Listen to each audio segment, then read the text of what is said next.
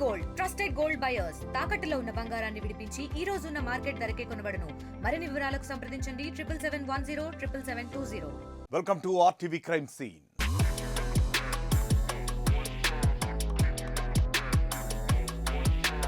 రోజు రోజుకు భార్యాభర్తల బంధం తెగిపోతోంది. అర్థం చేసుకుని ఒకరికొకరు తోడుగా ఉండాల్సిన దంపతులు అనుమానాలతో భాగస్వాములను కడదేర్చుతున్నారు.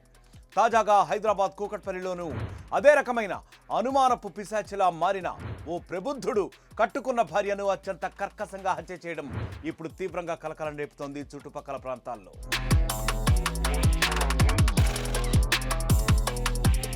మూసాపేటలోని హబీబ్ నగర్లో అబ్దుల్ రహీం నజ్రీన్ దంపతులు గత కొద్ది కాలంగా నివాసం ఉంటున్నారు. వీరికి 2 పిల్లలు కూడా ఉన్నారు.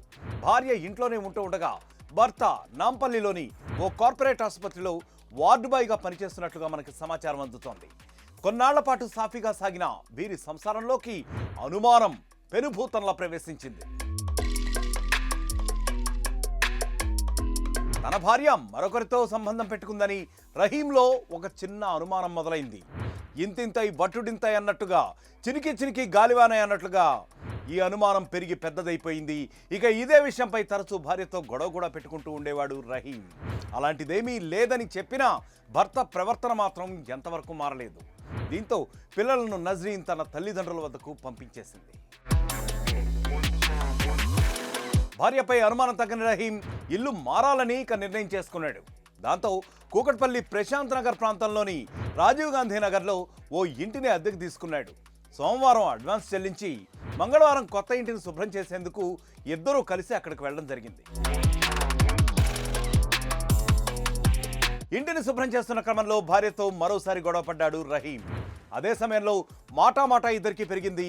ఇక ఆవేశానికి లోనైన రహీం పట్టరాని కోపంతో బండరాయితో నజ్రీన్ తలపై బలంగా మోదాడు.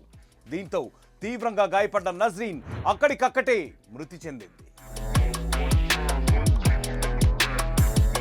భార్యను హత్య చేసిన తర్వాత రహీం పోలీస్ స్టేషన్కి వెళ్లి తనంతట తానే లొంగిపోయాడు. అతను ఇచ్చిన సమాచారంతో ఘటనా స్థలానికి చేరుకున్న పోలీసులు నజ్రీన్ మృతదేహాన్ని స్వాధీనం చేసుకున్నారు. రహీంపై హత్య కేసును నమోదు చేసి దర్యాప్తు చేస్తున్నారు.